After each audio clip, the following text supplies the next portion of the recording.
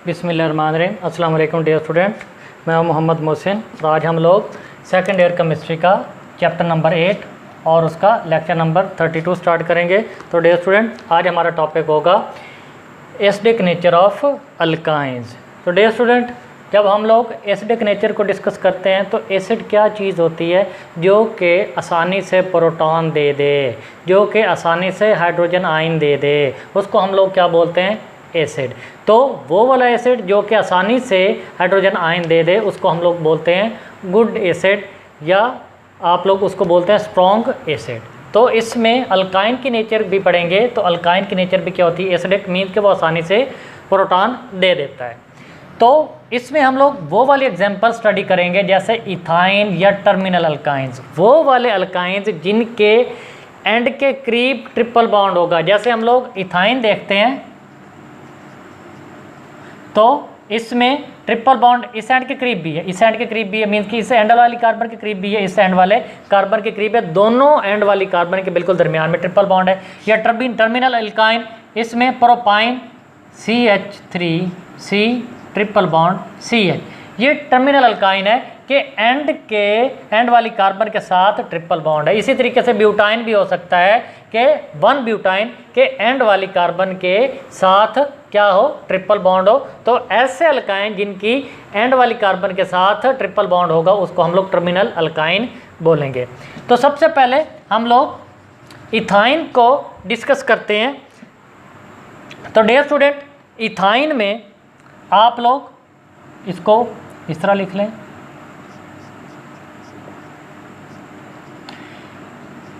इस कार्बन को देखें, ये भी सेम दोनों की क्या है? वो हाइब्रिडाइजेशन है। इस कार्बन को देखें तो इसके अंदर sp हाइब्रिडाइजेशन है। sp हाइब्रिडाइजेशन मीन्स के उस कार्बन की हाइब्रिडाइजेशन sp हाइब्रिडाइजेशन होती है जिसमें कार्बन के साथ ट्रिपल बॉन्ड मौजूद हो। तो जब हम लोग कार्बन और हाइड्रोजन का बॉन्ड देखते हैं तो हाइड्रोजन के पास s ऑर्बिटल होता है, तो इनके दरमियान जो बॉन्ड बन रहा होता है वो होता है sp-s बॉन्ड।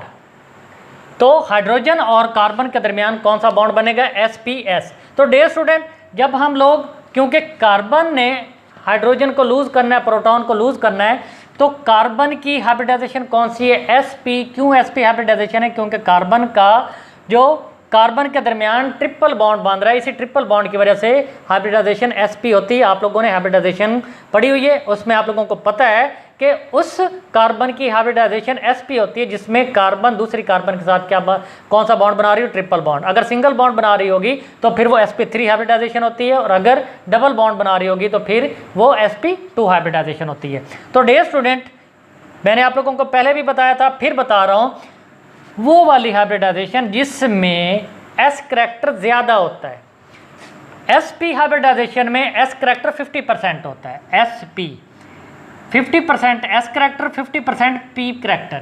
तो sp2 में s करैक्टर 33% होता है और जो p करैक्टर होता है वो 66% होता है। टोटल 100 होना चाहिए।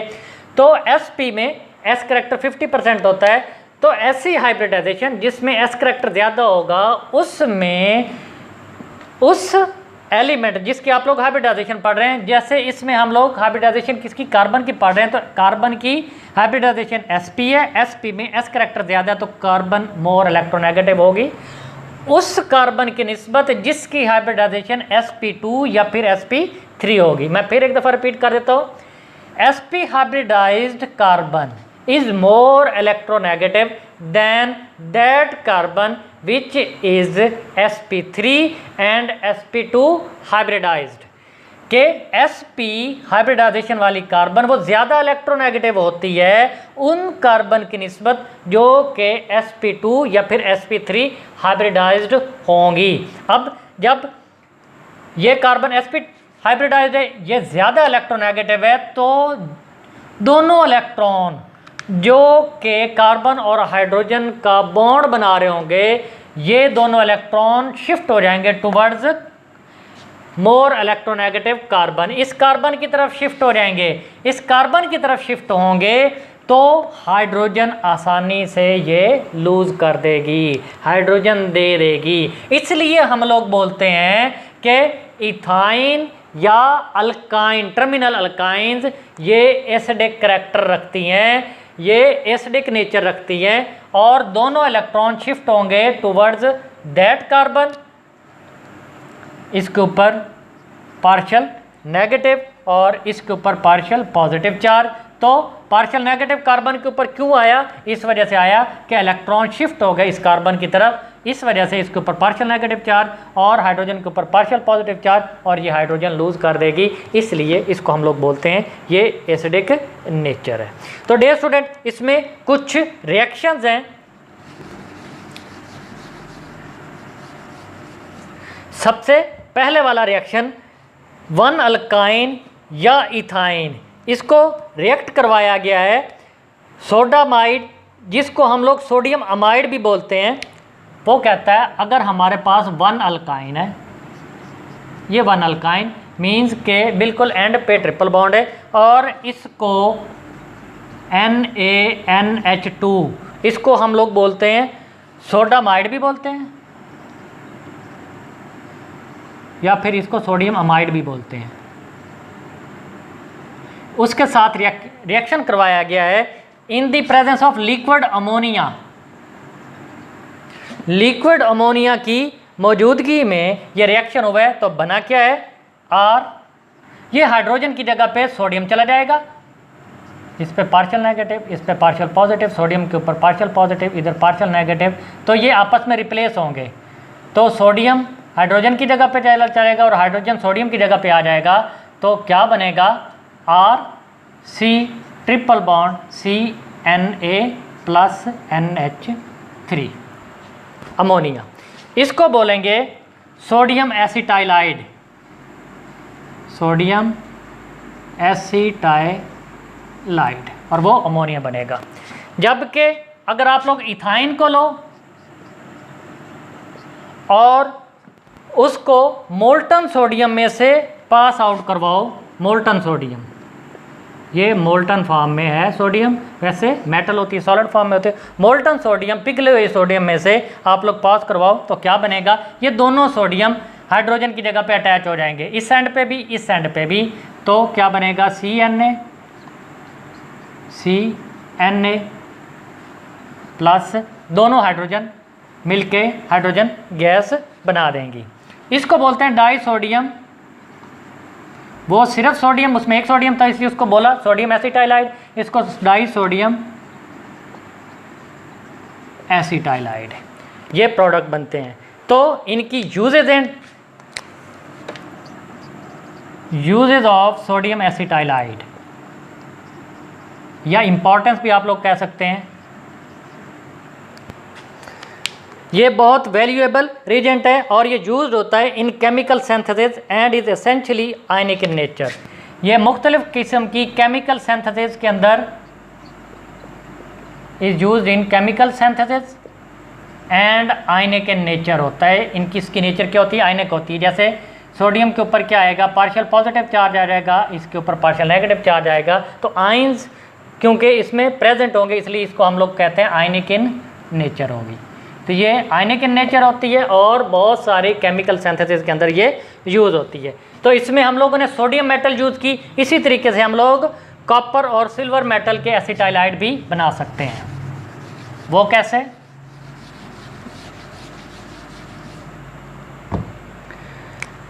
इथाइन का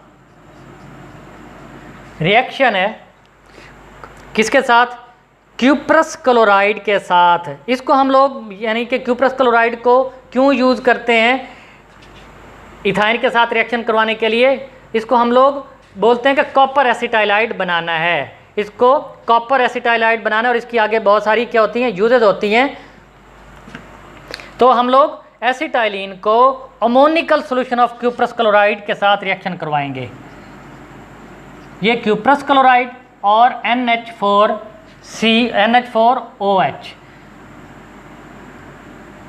ये NH4OH ये क्यूप्रस क्लोराइड के साथ एक सॉल्यूशन बना देगा। तो इसको हम लोग बोलते हैं ammoniacal solution of cuprous chloride. इसका रिएक्शन होगा किसके साथ? इथाइन के साथ। तो क्या बनेगा? Cu C triple bond Cu, इसको बोलते हैं डाई कॉपर एसिटाइलाइड। वो था डाई सोडियम, जब दोनों साइडों पे सोडियम था तो डाई सोडियम था, ये डाई कॉपर एसिटाइलाइड।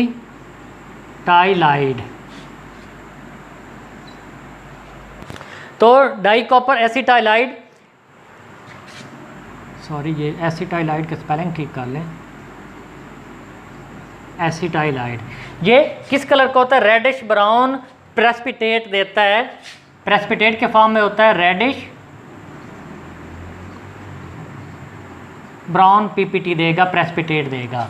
और साथ में NH4Cl बाई प्रोडक्ट बनेगी, अमोनियम क्लोराइड प्लस वाटर बनेगा। इसी तरीके से अगर हम लोगों ने सिल्वर का एसिटाइलाइड बनाना है तो हम लोग इथाइन को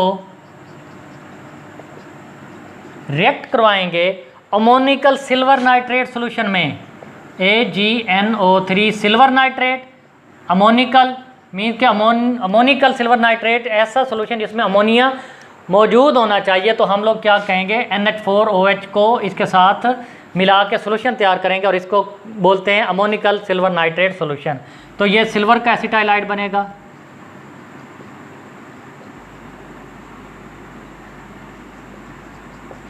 और साथ में NH4NO3, ये NH4NO3 के साथ रिएक्शन करेगा, NH4NO3 बना देगा और साथ H2O। तो ये इसको बोलते हैं डाई सिल्वर एसिटाइलाइड, और ये वाइट पीपीटी की फॉर्म में होता है, पीपीटी की फॉर्म में होता है। तो डियर स्टूडेंट, अगर हम लोग इन्हीं डाई कॉपर एसिटाइलाइड और डाई सिल्वर एसिटाइलाइड इसको यूज़ कर सकते हैं दोबारा अल्काइन हासिल करने के लिए, तो ये क्या करेंगे, ये डाइल्यूट एसिड्स के साथ रिएक्शन करेंगे। जैसे ये डाई कॉपर एसिटाइलाइड है, इसकी ये यूजेज हैं, तो ये डाई कॉपर एसिटाइलाइड जो है या डाई सिल्वर एसिटाइलाइड, जैसे यहाँ पे मैं डाई सिल्वर एसिटाइलाइड ले रहा हूँ, डाई सिल्वर एसिटाइलाइड, और इसको डाइल्यूट H2SO4 के साथ रिएक्शन करवाया है, तो हमें दोबारा वो अल्काइन हासिल हो जाएगा, वो वाला अल्काइन। अब वो कितनी कार्बन वाला है, यहाँ पे 2 कार्बन वाला अल्काइन है, तो हमें इथाइन हासिल होगा। ये दोबारा हम लोग अल्काइन रीजनरेट कर सकते हैं with the reaction of dilute sulphuric acid या डाइल्यूट आप लोग नाइट्रिक एसिड कह लें। तो इनके एसिड्स के साथ जो एसिटाइलाइड्स हैं उनका रिएक्शन करवा के दोबारा हम लोग रीजनरेट कर सकते हैं अल्काइंस को। और आगे क्या बनेगा, Ag2SO4 सिल्वर सल्फेट, या फिर यही आप लोग डाई सिल्वर एसिटाइलाइड को डाइल्यूट HNO3 के साथ रिएक्शन करवाओ, तो क्या बनेगा, यही 2 कार्बन वाला अल्काइन बनेगा, CH triple bond CH plus साथ में AgNO3 सिल्वर नाइट्रेट, AgNO3 बनेगा। तो डियर स्टूडेंट, ये जो अल्कानाइड्स हैं, ये जो एसिटाइलाइड्स वगैरह हैं, इनकी आगे यूजेज हैं।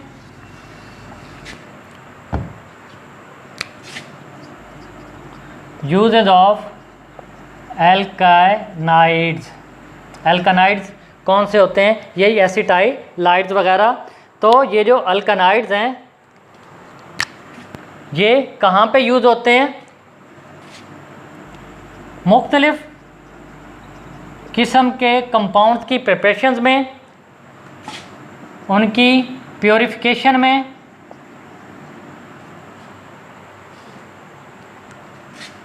Separation and identification of alkynes. तो मुख्तलिफ किस्म के ये जो अल्कानाइड्स हैं, उन अल्काइंस की preparation, purification, separation and identification में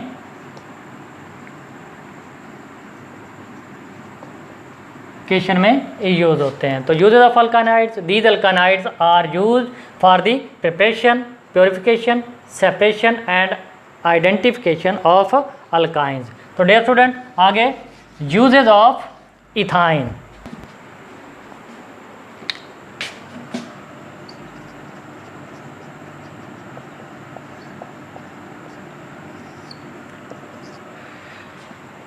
पहली वाली यूज़, ये जो इथाइन है इसको हम लोग एसिटाइलिन भी बोलते हैं। तो ये ऑक्सी एसिटाइलिन टॉर्च में ये यूज़ होती है। Oxy acetylene torch which in turn use for the welding and cutting metals. तो ये जो एसिटाइलिन गैस है या इथाइन गैस है, ये ऑक्सी एसिटाइलिन टॉर्च में यूज़ होती है और ये ऑक्सी एसिटाइलिन टॉर्च वेल्डिंग या कटिंग ऑफ मेटल्स में यूज़ होती है। दूसरी use, for the preparation of alcohol, acetic acid and acetaldehyde. Ethyne जो है वो यूज़ होता है अल्कोहल के प्रिपरेशन में, इसके अलावा एसिटिक एसिड या फिर एस्टल्डिहाइड की प्रिपरेशन में यूज़ होता है। तीसरी यूज़, ये जो इथाइन है ये पॉलीमर कौन कौन से, पीवीसी पॉलीविनाइल क्लोराइड। ये जो इथाइन है डिफरेंट पॉलीमर्स की मैन्युफैक्चरिंग में यूज़ होता है। कौन कौन से पॉलीमर हो सकते हैं, पॉलीविनाइल क्लोराइड जिसको हम लोग पीवीसी बोलते हैं, इसके अलावा पॉलीविनाइल एसीटेट, पॉलीविनाइल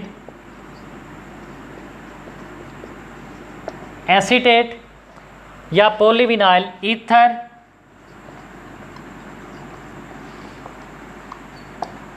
ईथर्स, ऑरलॉन। ये मुख्तलिफ़ किस्म के पैडर होते हैं, ये अक्सर टेक्सटाइल फैक्ट्रीज़ के अंदर रबर की होती हैं। इसके अलावा न्यूप्रीन, ये रबर ही होते हैं, ऑरलॉन, डेक्रॉन वगैरह, न्यूप्रीन, ये इनकी मैन्युफैक्चरिंग में ये यूज़ होता है इथाइन। इसके अलावा एसिटाइलिन टेट्राक्लोराइड, ये इस बनाने के लिए इथाइन यूज़ होता है। एसिटाइलिन टेट्राक्लोराइड की मैन्युफैक्चरिंग में यूज़ होता है और ये एसिटाइलिन टेट्राक्लोराइड सॉल्वेंट के तौर पे यूज़ होता है। कहाँ पे सॉल्वेंट के तौर पे यूज़ होता है, वार्निश के अंदर। इसके अलावा रेजेंस एंड रबर के अंदर ये सॉल्वेंट के तौर पे इस्तेमाल होता है। पांचवा, for ripening of fruits, ripening of fruits या फ्रूट्स को पकाने के लिए भी ये इस्तेमाल होता है। डियर स्टूडेंट, इथीन भी रिपनिंग ऑफ फ्रूट्स में इस्तेमाल होता है, लेकिन उसको हम लोग बोलते हैं आर्टिफिशियल रिपनिंग ऑफ फ्रूट्स। ये भी रिपनिंग ऑफ फ्रूट्स में इस्तेमाल होता है, लेकिन जब भी कहीं आर्टिफिशियल रिपनिंग ऑफ फ्रूट्स आप लोगों से पूछा जाए तो आप लोग क्या लिखेंगे, इथीन के बारे में लिखेंगे कि वो आर्टिफिशियल रिपनिंग ऑफ फ्रूट्स में यूज़ होता है। तो डियर स्टूडेंट, लास्ट पे comparison of reactivities of alkane, alkyne and alkyne.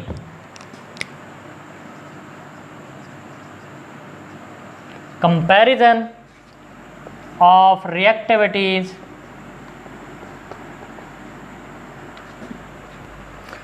of alkanes, alkenes,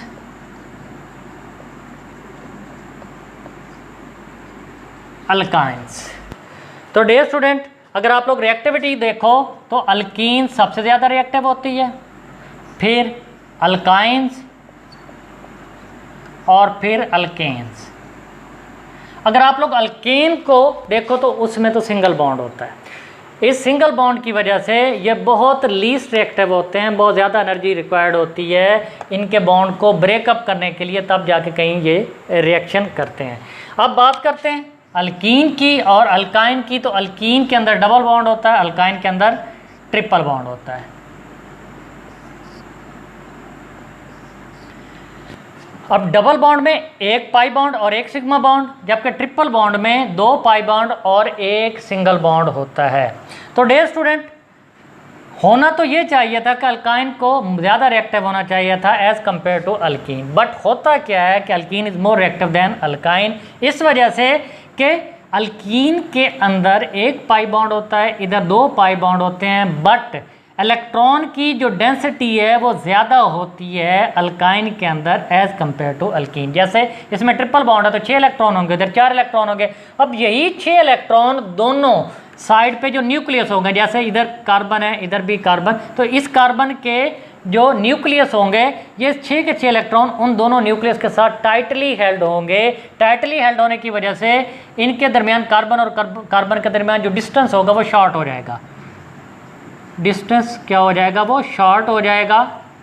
distance short होने की वजह से इन इलेक्ट्रॉन का जो बॉन्ड है या अट्रैक्शन है विद न्यूक्लियस वो स्ट्रॉन्ग हो जाएगी, जिसकी वजह से जो इलेक्ट्रोफाइल है, जिसको हम लोग क्या बोलते हैं, इलेक्ट्रॉन लविंग, इलेक्ट्रोफाइल इन इलेक्ट्रॉन पे आसानी से अटैक नहीं कर सकेगा। ये pi electrons are not easily available for any electrophile. ये जो इलेक्ट्रॉन है ये किसी भी इलेक्ट्रोफाइल के लिए ईजिली अवेलेबल नहीं होंगे, जबकि जो अल्कीन होगा, अल्कीन में जो डिस्टेंस है वो शॉर्ट नहीं होता, क्योंकि इलेक्ट्रॉन जो हैं वो कम होते हैं एज़ कम्पेयर टू अल्काइन। तो इस वजह से इसके पाई इलेक्ट्रॉन वो ईजिली अवेलेबल होते हैं फॉर इलेक्ट्रोफाइल। तो इस वजह से ये जो इथीन है ये give easily reaction towards electrophile, जबकि जो इथाइन है वो गिव डिफ़िकल्ट या give not easy reaction toward electrophile. ये इलेक्ट्रोफाइल की तरफ आसानी से रिएक्शन कर जाता है, जबकि अल्काइन इलेक्ट्रोफाइल की तरफ आसानी से रिएक्शन नहीं करता। हाँ, ये चीज़ है। अगर न्यूक्लियोफाइल की बात की जाए तो अल्काइन जो है, ये जो ट्रिपली बॉन्डेड हाइड्रोकार्बन जिसको हम लोग अल्काइन बोलते हैं, alkyne is more reactive than alkyne towards nucleophile. ये आगे आप लोग आगे वाले चैप्टर्स में स्टडी करेंगे न्यूक्लियोफाइल क्या होता है। तो अल्काइन ये न्यूक्लियोफाइल,